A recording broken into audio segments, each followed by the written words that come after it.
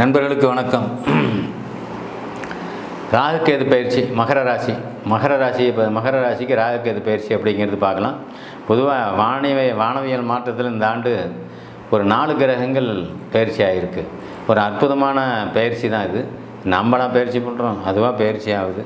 அந்த ராகுகேது பயிற்சி, குரு பயிற்சி, சனி பயிற்சி இதெல்லாம் ஒவ்வொரு மனிதனுக்கும் என்ன மாதிரி ஒரு சாதகமான பலன், பாதகமான பலன் தரும் அப்படிங்கிறத எல்லாமே நான் பார்த்துட்ருக்கோம். பொதுவாக மகர ராசிக்காரன் தான் இப்போ ரிலீஃப் ஆகிட்டிங்கன்னு நான் சொல்லுவேன். மகர ராசிக்காரர்கள் எல்லாமே கொஞ்சம் விடுதலை கிடச்சிருச்சு. என்ன விடுதலை? சனி போயிட்டார் மேலே. ஏப்ரல் 29 சனி மேலே போயிட்டார், 3ஆம் இடத்துக்கு போயிட்டார். 3ஆம் இடங்கிறது உங்களுக்கு கௌரவத்தையும் அந்தஸ்தையும் செல்வாக்கையும் மதிப்பும் மரியாதை இதை கொடுக்கக்கூடிய இடம் தான் 3ஆம் பாகம். ராசிநாதன் 3ஆம் இருப்பது குரு வீட்டில் இருப்பது பெரிய மக்களின் தொடர்பு, அதாவது உயர்ந்த மனிதர்களுடைய தொடர்பு. உயர்ந்த மனிதருங்கிறது பணக்காரன் இல்லை, சமுதாயத்தில் அவனை மதிக்கக்கூடிய தகுதியில் இருக்கக்கூடிய மனிதர்கள்.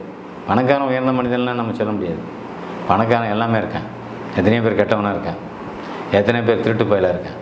அதனால் பணக்காரன்லாம் நல்லவன் கிடையாது, பிச்சைக்காரன்லாம் மோசமானவனும் கிடையாது. பிச்சைக்காரனில் உயர்ந்த குணம்லாம் இருக்கான். வசதி வாய்ப்பு இல்லாதவங்களும் கௌரவமாக அந்தஸ்தமாக அப்போ கூட தப்பு பண்ணாமல் நேர்மையாக வாழக்கூடியவனு இருக்கான்.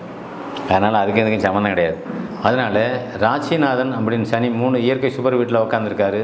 சுபருங்கிறது குருங்கிறது யார்? உயர்ந்த மனிதர்கள், ஆசான்கள், மதகுருமார்கள், இவங்க எல்லாமே குருவாக நாங்கள் சொல்கிறோம். அந்த குருவை போல் குருவினுடைய தொடர்பு, பெரிய மனிதனுடைய தொடர்பு, தகுதி, அந்தஸ்து, கௌரவம் இதெல்லாம் உங்களுக்கு வளர்த்தி விடுறதுக்கு, உங்களை மேம்படுத்துறதுக்கு, உங்களை தூக்கி நிறுத்துறதுக்கு நிறைய சப்போர்ட் அங்கே கிடைக்கும் அப்படிங்கிறது தான் உண்மை. அந்த நாதன் உங்களுக்கு திரும்ப ராசிக்கு 6ல் போய் மறைகிறாரு. 6ஆம் இடமும் 8ஆம் இடமும் அதிர்ஷ்டத்தை தான் குறிக்கும் அப்படின்னு சொல்கிறோம். அப்போ அதிர்ஷ்டத்தை குறிக்கக்கூடியவர் யார்? குழந்தைகளால் ஒரு அதிர்ஷ்டம், குழந்தைகள் வளர்ச்சியினால் ஒரு அதிர்ஷ்டம், குழந்தைகள் மூலிமா நீங்கள் நிறைய விஷயங்களை சந்தோஷப்படுற சம்பவங்களை சந்திப்பீங்க அப்படிங்கிற ஒரு விஷயம். என்ன சந்தோஷப்படுற விஷயங்க? குழந்தை படித்து வேலை வாங்கிட்டால் ஒரு சந்தோஷம் இல்லையா? குழந்தைக்கு நீங்கள் கல்யாணம் பண்ணி வைக்கிறீங்க அப்படின்னா ஒரு சந்தோஷம் இல்லையா? என் பையன் எனக்கு மத்திய அரசு பணியில் இருக்கான் அப்படின்னு சொன்னால் உனக்கு சந்தோஷமே. மாநில அரசு பணியில் இருக்கான்னு சொன்னால் சந்தோஷம் தானே? அந்த சந்தோஷம், என் பையன் வேலையில் இருக்காயா அப்படின்னாவே ஒரு மிடுக்கு தான். நிறைய பேர் அப்பா அம்மா வேலையில் இருந்துட்டாவே அவன் பெற்ற பிள்ளைங்கள வேலையில் இருக்கிற மாதிரி நினச்சிக்கிட்டு பெருமை பேத்திகிட்டு இருக்கேன். அவன் பிள்ளை வேலைக்கு போகணும், அதெல்லாம் சொல்கிறதுக்கு இருக்குது. இவன் வேலையில் இருக்கிறான்னா அதே கவர்மெண்ட் வேலையில் அவன் பிள்ளைக்கு வேலை கிடைக்காது, அவன் பையனுக்கு வேலை கிடைக்காது. அதே கவர்மெண்ட் வேலையில் இருக்கிற மாப்பிள்ளைக்கு தான் கொடுக்குறோம் பொண்ணம்மா. இவன் பையன் வேலையில் இருக்க மாட்டான், எவன் கொடுப்பான்? அந்த அறிவு அவங்களுக்கு கொஞ்சம் கூட இல்லை அப்படிங்கிறது தான் இங்கே. அதனால் அரசு துறை வேலை கிடைக்கக்கூடிய அமைப்பு கண்டிப்பாக மகர ராசிக்காரர்களுக்கு இந்த ட்ரிப் உண்டு. வேலை கிடைச்சோடனே நீங்கள் என்ன சொல்லணும்னா, அந்த வேலை கிடைச்சோடனே அந்த இதை காமிக்காதீங்க. எப்பயுமே இருக்கிற மாதிரி இருங்க, அது லைஃப் நல்லா இருக்கும். இந்த வேலையில் உள்ளவங்கெல்லாம் பாவம் என்ன ஆச்சு? நான் சொல்லக்கூடிய கருத்து என்ன? வேலையில் உள்ளவன் இல்லாத வீட்டில் கல்யாணம் பண்ணு, லைஃப் நல்லாவே இருக்கும். இருக்கிற வீட்டில் அந்த வசதியை தேடி நீ போகிறப்பாரு, அந்த லைஃப் கண்டிப்பாக நல்லா இருக்கிறதுக்கு வாய்ப்பு இல்லை. பணம் ஒரு மாபெரும் சக்தி. அந்த பணம் உங்களை எப்படி வேணுமாலும் அழிக்கும். பணம் பொண்டாட்டிக்கிட்ட அதிகம் வந்தாலும் ஒன்றை எதுப்பா, உங்ககிட்ட பணம் அதிகம் வந்தாலும் நீ பொண்டாட்டி எதுப்பேன். அதுதான் ஏன் உங்களுக்கு ஆயுதமாக வருது. அப்புறம் அது மேலே ஏன் ஆசைப்பட்றீங்க? பணம் இல்லாத குடும்பம் பாருங்கள், ஒரு கிராமத்தில் ஏதோ ஒரு மூலையில் அழகாக சொகுசான வாழ்க்கை வாழ்ந்துக்கிட்டு இருப்பான். பணம் இருக்கிற உங்களை பாருங்கள், நாய் நரி மாதிரி ஊழையிட்டுக்கிட்டு சண்டை போட்டுக்கிட்டு கிராமத்துக்குள்ளே வீட்டுக்குள்ளே வெளியில் சத்தம் கேட்காத சண்டை போட்டுக்கிட்டு செத்துக்கிட்டு இருக்கிறீங்க. இதுதான் உண்மை. இதெல்லாம் சொல்ல வேண்டிய அவசியமே இல்லை. எத்தனை பேருக்கு சொன்னாலும் இதை புரியாது. ஏன்னா அத்தனை பேரும் நீச்சர்கள் அப்படின்னு சொல்லுவேன். நீச்சங்கிறது புத்தி எப்படி போவோம்? ஒரு குறிப்பிட்ட பேர் மேலே பேராசைப்படுறது நீச்ச புத்தின்னு சொல்கிறோம் நாங்கள் ஜாதகத்தில். அந்த நீச்ச புத்தி கொண்டவன் தான் அதிகமாக இருக்கிறான். பிள்ளை பற்றி வச்சுருக்கிறேன். ராகு திசை நாசம் பண்ணிகிட்டு இருக்கிறாங்க. ராகு திசை பட்ட பிள்ளைங்களும் பார்த்திங்கன்னா கல்யாணம் ஆகாமல் தான் இருக்கும். இது எல்லாமே நாங்கள் பார்த்துட்டோம். அது எந்த ராசியாக இருந்தாலும் சரி. ஏன்னா ராகு ஒரு இருட்டு கிரகம், அதுக்கு ஒளியே கிடையாது. ராகு திசை நடக்கிறவன் அவன் இருண்டு போய் குழப்பத்திலே இருப்பான், இருட்டிலே இருப்பான். மனசு இருட்டு மாதிரியே இருக்கும், மனம் இருண்டு போயிடும், எதுவுமே தெரியாது. இங்கே கொடுக்கலாமா வேண்டாமா பார்த்தா அவனுக்கு தான், அந்த ராகு திசை நடக்கிறவனுக்கு தான் வசதியான இடத்துலேருந்தே மாப்பிள்ளை வந்துட்டுருக்கான். அவன் அதுலேயே பாதி கவுந்து போயிடுறான். ஐயோ இதோட இன்னும் பெருசாக வராதா, என் பிள்ளைக்கு இப்படிலாம் மாப்பிள்ளை வந்தாங்க, அவன் வெளியே சொல்லி எடுத்துக்கிறான். அப்படியே பார்த்து எவனும் கட்டி கொடுக்காம அது நின்னே போயிடும். கடைசியில் வாழ்க்கை பாதிக்க போகிறதுக்கு அது காரணம். மகர ராசிக்காரன்னா எல்லா ராசிக்காரனுக்கு அதுதான். ராகு திசை நடக்கிறவன் எப்பயுமே நல்லா இருக்கிறதுக்கு வாய்ப்பே கிடையாது. ராகு திசை நடக்கிறவன் நான் ஓப்பனாகவே சொல்கிறேன், எந்த ராசிக்காரனாக இருந்தாலும் சரி, பெண்களாக இருந்தாலும் ஆண்களாக இருந்தாலும் ராகு திசை நடக்கிறவன் கல்யாணம் பண்ணுறதில்ல. அது அப்படி கல்யாணம் பண்ணாலும் அந்த கல்யாணம் நல்லா இருக்கிறதில்ல. ஆக ராகு இயல்பாக இருந்தால் இதுதான். ஒருவேளை ராகு குருவோடையே சுக்கிரனோடையே இணைஞ்சு பிறந்திருக்கிறான்னு வச்சுக்க, அவன் நல்லா இருப்பான். ஆக எல்லாமே நல்லா இல்லைன்னு நான் ஒரு வரி சொன்னேன்ல. இப்போ நல்லா இருக்கிறதுக்கு ஒரு வரி சொல்லிடுறேன். ராகு பிறக்கும்போது குரு சுக்கிர தொடர்பில் இருக்கிறவன் ராகு நல்லா இருக்கும், நல்ல மனைவி கிடைப்பா, குடும்பத்தை நல்லா வச்சுருப்பான், நல்லா நடக்கிறான். அது இல்லாதவன் கண்டிப்பாக இல்லை. நிறைய பேருடைய வாழ்க்கை, பெண்கள் வாழ்க்கை, ஆண்கள் வாழ்க்கையெல்லாம் கெட்டு போகிறதுக்கு தான் காரணம். எங்கே பிறக்கிறவங்களாம் செத்து போயிடுறானே, பிழைக்கிறான்ல, கஷ்டப்படுறான், அவசரப்படுறான், அப்புறம் நல்லா இருக்கான். ஆரம்பத்துலேருந்தே சுகமாக இருக்குன்னு ஏன் நீ நினைக்கிற? எல்லாம் இந்த மாதிரி நினச்சி தான் கடைசியில் எதுக்கும் உதவாத அந்த லைஃப் போகுது, வேணாங்கிறது தான் உண்மை.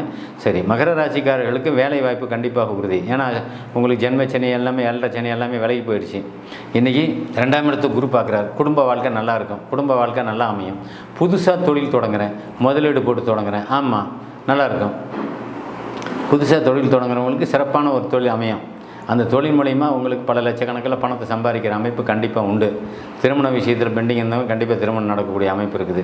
வெளியூர், வெளி மாநிலம், வெளி மாவட்டத்தில் இருக்கிறவங்க சொந்த ஊரில் வந்து தொழில் தொடங்குகிற அமைப்பு கண்டிப்பாக உண்டு. எப்பயுமே 7.5 சனி, அஷ்டம சனி காலங்களில் யாருமே எல்லாமே வெளியூருக்கு தான் போகிறாங்க. சனி வந்தாவே ஊரை விட்டு துரத்தும். எல்லாரையும் துரத்துமானா அது இல்லை. இதில் வந்து அது எதுக்கு ஒளி தத்துவத்தின் அடிப்படையில் தான் வந்து அவர் இங்கே இருக்கிறதும் வெளியூர் போகிறதும், தசாபத்தின் அடிப்படையில் தான் ஊரை விட்டு ஓடுறதும் இல்லை இங்கே இருக்கிறதும் பண்ணும். பாதகமான திசை நடக்கும்போது ஊரை விட்டு ஓடி போகிறோம். 7.5 சனி வரும்போது ராசி அதிபதி பலகீனம் அடையும் போது கண்டிப்பாக தொல்லை பண்ணுது, இல்லைன்னா நம்ம சொல்ல வர முடியாது. ஆக இதில் இன்றைக்கி நடக்கக்கூடிய அமைப்பில் சனி வந்து நல்ல இடத்துல தான் போய் உட்காந்துருக்காரு. மகர ராசிக்காரனுக்கு ஒரு கொடுத்து வச்ச அமைப்பு தான், செல்வம் செல்வாக்கு சேர்கிற அமைப்பு தான். அதெல்லாம் இல்லைன்னே சொல்ல முடியாது. அப்பா அம்மாவை நல்லா பராமரிக்கக்கூடிய அமைப்பு. பெரியவங்களாக இந்த மகர ராசிக்காரங்களாக இருந்தால் குழந்தைங்களுக்கு தேவையை பூர்த்தி பண்ணுறீங்க அப்படின்னு அர்த்தம்.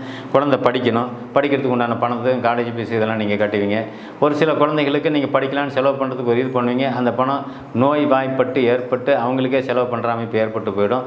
அப்போ அந்த செலவும் வீணான செலவும் அங்கே வந்து சேருதில்லை.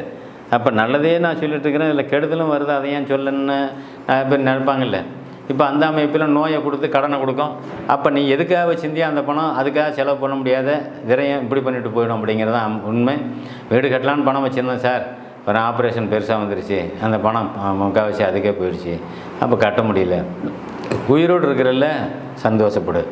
மனிதன் கொஞ்ச நாள் வாழணும். அது பெரிய மெத்த வீட்டில் படுத்துட்டு இருந்தாலும் சரி, கூரை வீட்டில் படுத்துட்டு இருந்தாலும் சரி, மனிதன் வாழணும். உனக்கு வாழ தகுதின்னு வந்துட்டுன்னா வீடு தேவையில்லை, உயிர் மட்டும்தான் தேவை. அந்த அமைப்பை கண்டிப்பாக கொடுக்கும். ஆனாலும் சனி துக்கத்தை கொடுப்பார். அப்படிங்கிற அமைப்பில் சனி துக்கம்னா என்ன? இவ்வளோ பணம் போச்சே, சரி காப்பாற்றிட்டோம், ஆனால் இந்த பணத்தை என்றைக்கு சம்பாதிக்கிறது? பணம் சம்பாதிச்சு இந்த வீருக்கு வராமல் இருந்தால் வீடு கட்டியிருப்பேன், அந்த கவலை. அந்த கவலையை தொடர்ந்து கொடுத்துக்கிட்டு தான் இருப்பார். தீராத நோய் கொடுத்தவனுக்கு நோய் தீரும், பணம் தீராத கடன் அப்படிங்கிற அமைப்பில் இருந்தவனுக்கெல்லாம் கடன் தீர்ற அமைப்பு வந்துடும். ஆக சனி மெல்ல மெல்ல கடனை குறைச்சிக்கிட்டு வருவார், நோயை குறைச்சிக்கிட்டு வருவார். சனி மெல்ல மெல்ல நல்ல காரியத்தை ஊக்குவிப்பார், நல்ல காரியத்தை நடத்தி வைப்பார். அப்போ நல்ல காரியங்கிறது வேலை கிடைக்கிறது நல்ல காரியம், என்ன வேலை கிடைக்கிறது நல்ல காரியம், வீடு வாங்கிறது நல்ல காரியம், ஒரு இடம் வாங்கிறது நல்ல காரியம். என்ன எப்பயுமே சொகுசாக இருக்கிறது ஒரு நல்ல காரியம். சொகுசாக இருப்பீங்க நீங்கள். நீ மகர ராசிக்காரன் தூங்க மாட்டான், உழைப்புக்கு தயங்க மாட்டான், சுறுசுறுப்பாகவே நடந்துக்கிட்டாவே சுற்றிக்கிட்டே இருப்பான். மகர ராசி அதனுடைய சிம்டம்ஸ் அங்கே அதனுடைய வேலையை அது தான் செய்யும். ஆனால் மகர ராசிக்காரர்கள் பெரும்பாலானவர்கள் உழைப்பாளிகள், பெரும்பாலானவர்கள். சனிக்கு இன்னொரு பேரும் உண்டு.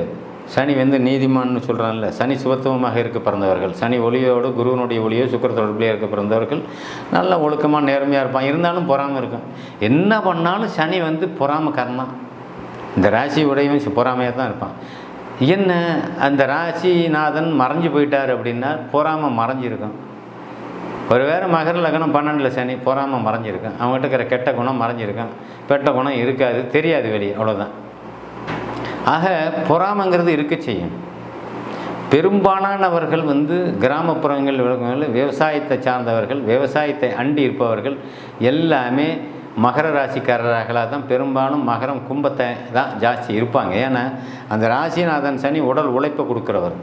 அந்த உடல் உழைப்பு சார்ந்த தொழில் கிராமப்புறத்தில் இருக்குது, நகர்ப்புறத்தில் இருக்கிறது அது கம்பெனி நிறுவனம் அப்படிங்கிறது இருக்குது. அதுலேயும் போகிறான், அந்த ராசி உடையவன் சம்மந்தப்பட்டவன் போகிறான். இருந்தாலும் மண்ணில் உழுந்துக்கிட்டு பெறக்கூடிய தொழில் இருக்குல்ல விவசாயம், அது பெரும்பாலான இந்த சனியை சேர்ந்தவன் தான் செஞ்சிட்ருக்கேன். அதனால் அந்த மண் எப்படி இருக்கிறதோ, அந்த மண் எப்படி இருக்கிறதோ, அந்த அமைப்பு எப்படி இருக்குதோ அதை போல தான் மற்ற அமைப்புகளும் வேலை செய்யுங்கிறது தான் இங்கே உண்மை. மண்ணை போல தான் மனிதனுடைய மூளையும் அங்கே வேலை செஞ்சிகிட்டு இருக்கான். ஏன்னா அது அந்த சந்தேக குணம் சந்தேக புத்திங்கிறது இங்கே கூடுதலாக போயிட்டே இருக்கும். அதனால் இந்த ராசிக்காரர்கள் கண்டிப்பாக எச்சரிக்கையாக இருக்கணும். நன்றி, வணக்கம்.